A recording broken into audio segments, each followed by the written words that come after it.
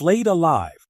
The horrific death of Emperor Valerian. Imagine a death so agonizing, so deliberately cruel, that its legend has echoed through 2 millennia. This is not a tale of a swift end, but a slow, public unraveling, designed to break a man's spirit before it claimed his last breath. Our story begins in the year 260 AD, a time when the Roman Empire, once unassailable, teetered on the brink of collapse, assailed by enemies from every direction. Its very existence hung by a thread. At the heart of this unfolding tragedy stood Emperor Valerian, a man of advanced age, burdened by the weight of a fracturing empire. He was not a warrior by nature, but a respected senator, thrust onto the imperial throne by a desperate senate. His reign began with hope, a promise to restore Rome's lost glory, yet it would culminate in a fate more horrific than any emperor before or since. The air in Rome, thick with the stench of unwashed masses and open sewers, clung to Emperor Valerian like a shroud. He stood on the Palatine Hill, the once proud heart of an empire now pulsing with a fevered unease. Below, the city sprawled, a decaying monument to forgotten glory, its grand aqueducts crumbling, its once bustling forums quieted by a creeping dread. Valerian, a man burdened by the weight of a collapsing world, felt the chill of impending winter deep in his bones, mirroring the icy grip of fear tightening around his capital. Valerian was no warrior king, no charismatic leader inspiring legions to victory. He was a senator, an elder statesman plucked from comfortable retirement, thrust onto a blood-soaked throne by desperate men. His reign, barely a year old, had been a continuous struggle against a tide of encroaching chaos. Barbarian hordes gnawed at the northern frontiers, plague ravaged the populace, and economic collapse threatened to unravel the very fabric of Roman society. Each dawn brought fresh reports of disaster. Each dusk deepened the lines of worry etched upon Valerian's weary face. His personal chambers, usually a sanctuary of quiet contemplation, now felt like a gilded cage. The scrolls he once cherished, filled with the wisdom of ancient philosophers, offered no solace against the relentless drumbeat of encroaching war. Valerian knew, with a certainty that chilled him to the core, that Rome was bleeding. Its resources dwindled, its armies were stretched thin, and its spirit, once unyielding, was faltering. The true threat, the one that consumed Valerian's waking thoughts and haunted his fitful sleep, was not from the scattered barbarian tribes. It was from the east, from the resurgent Sassanid Persian Empire. Their new king, Shapur I, was a force of nature, a brilliant strategist with an insatiable hunger for Roman territory. Whispers of Shapur's growing power, of his massive armies and his brutal tactics, filtered back to Rome, carried on the wind like a deadly contagion. Valerian understood the stakes. A clash with Shapur was inevitable, a confronta, tie-in that would decide the fate of Rome itself. Failure meant not just defeat, but annihilation. The very thought sent a tremor through Valerian's aging body. He was an emperor, yes, but also a man, acutely aware of his limitations, yet burdened with an impossible task. His legacy, and the survival of the empire he now led, hinged on this impending, terrifying conflict. The shadow of Persia loomed large, and Valerian knew, deep in his heart, that this was a war he could not afford to lose.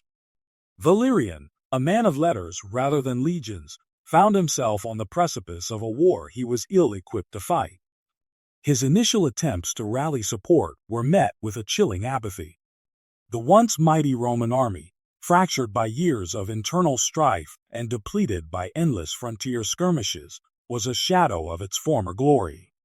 Legions, once proud, were now understaffed and poorly equipped, their morale eroded by constant setbacks and the gnawing fear of an empire in decline. Valerian understood the deep-seated weariness that plagued his soldiers. They had fought too long, sacrificed too much, for too little reward. The logistical nightmare of preparing for such a monumental conflict weighed heavily on Valerian. Grain convoys, once flowing freely from Egypt, were now vulnerable to pirate attacks in the Mediterranean.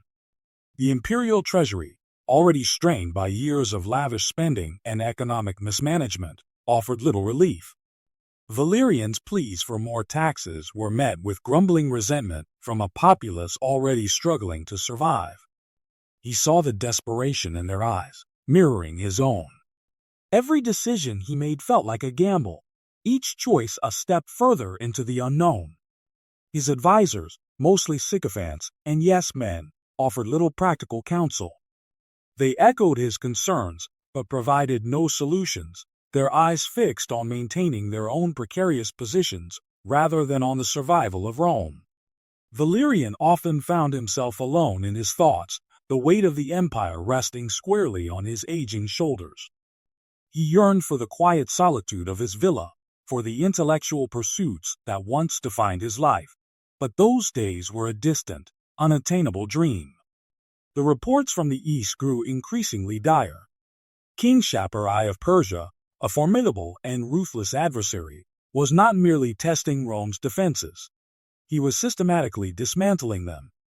Cities fell, garrisons were overwhelmed, and the local populations, once loyal to Rome, now looked upon their imperial masters with a growing distrust.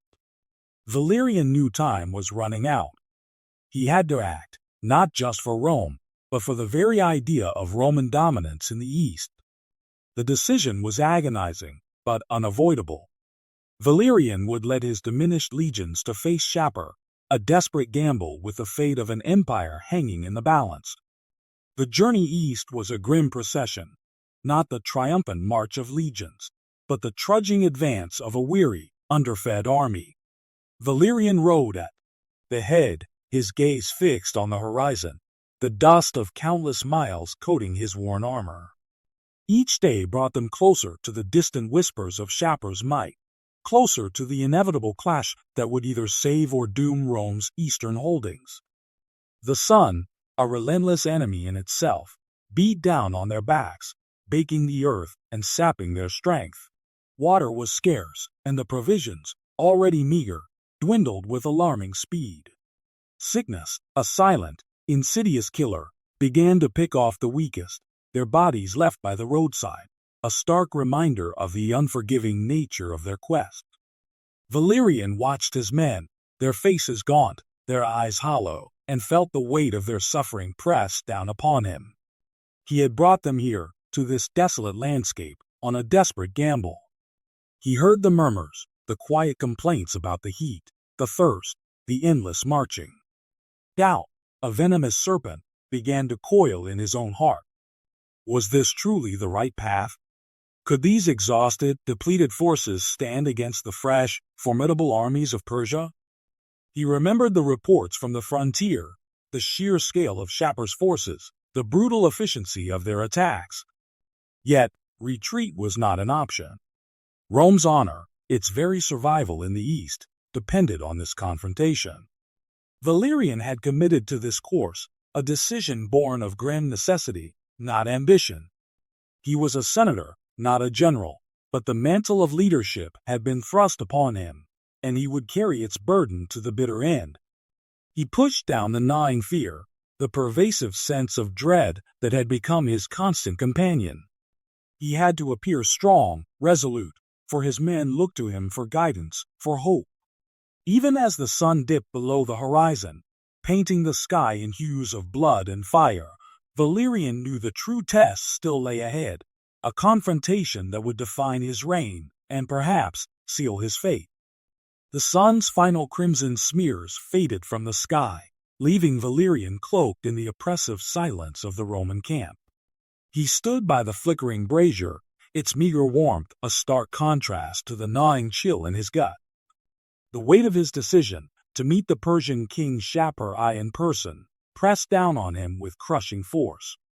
Every instinct screamed against it. Every whisper of caution from his weary advisors echoed in the cold night air.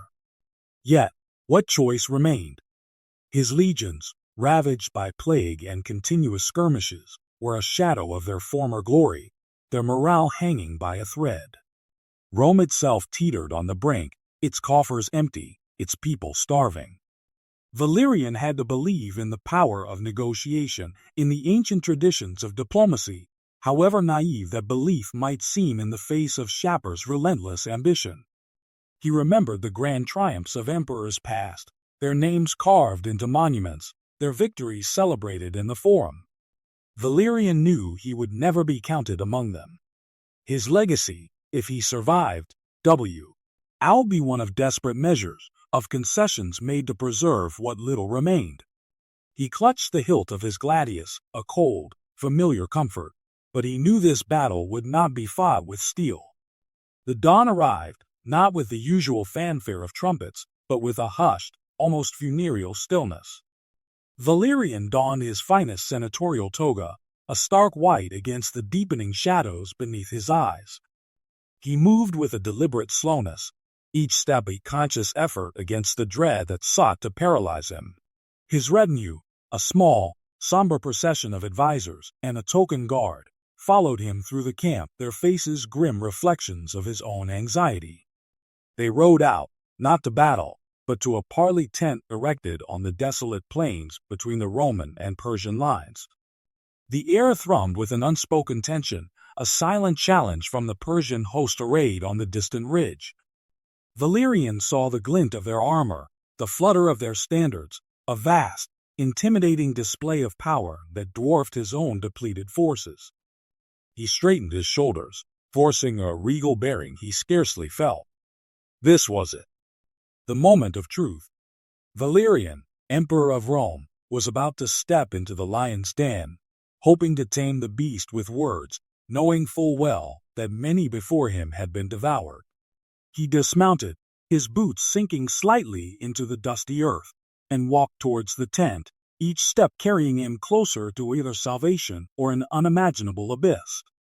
The tent flap, heavy with embroidered silks, parted, revealing a scene Valerian would forever carry in the darkest corners of his memory. Sassanid warriors, their faces painted with stark, predatory designs, watched him with unsettling intensity.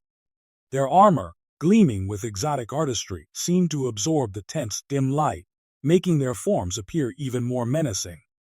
In the center, upon a low, ornate throne, sat Shapur I, King of Kings, his eyes like polished obsidian, devoid of warmth or welcome.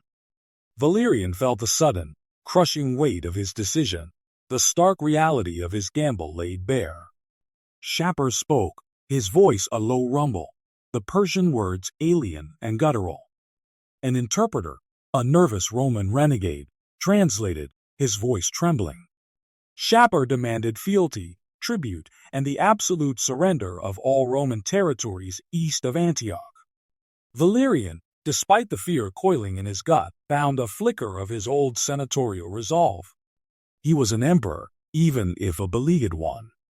He had come to negotiate, not to grovel. He offered concessions, border adjustments, even a hefty sum of gold, but he would not cede Roman land or sovereignty. The air in the tent grew thick with tension. Shapur's eyes narrowed, a predatory glint replacing the cold indifference. He rose, his tall frame dominating the space, and slowly, deliberately, drew a jeweled dagger from his belt.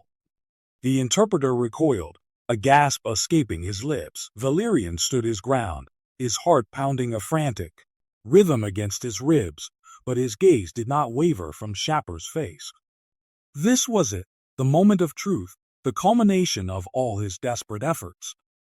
Shapur's hand, surprisingly gentle, reached out not for Valerian's throat, but for his arm. He gripped Valerian's wrist, his thumb tracing the blue veins beneath the emperor's aging skin. Then, with a sudden, brutal twist, Shapur forced Valerian to his knees. The gasp of the Roman entourage was swallowed by the sudden, guttural roar of the Sassanid warriors. Valerian's knees hit the rough rug, sending a jolt of pain up his spine. His world, once defined by imperial power, had shrunk to the confines of this tent, at the mercy of a foreign king. Shapur's face, closed now, was a mask of triumph.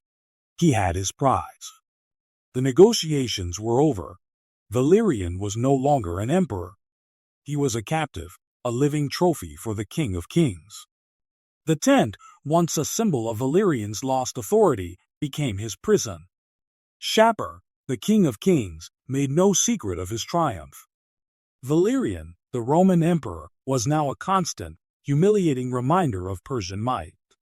Days bled into weeks, weeks into months, each passing moment a fresh indignity. Valerian, once accustomed to the softest silks and the finest wines, found himself living a meager existence, stripped of all comfort and dignity. His imperial robes were replaced by coarse Persian garments, his every move watched by unblinking guards. The weight of his failure pressed down on him, heavier than any crown. Shapur, it seemed, delighted in Valerian's degradation. He was paraded before Persian nobles, a living trophy of Rome's defeat. Valerian, once the most powerful man in the world, was now a spectacle, an object of mockery. The proud lines etched on his face deepened, not with age, but with constant shame. He saw the glint in Shapur's eyes, a cold, calculating amusement that promised no mercy. Valerian knew his fate was sealed, not in a swift, honorable death, but in a slow, agonizing humiliation. The final act of Valerian's tragedy unfolded not in a grand battle, but in the mundane routine of a captive's life.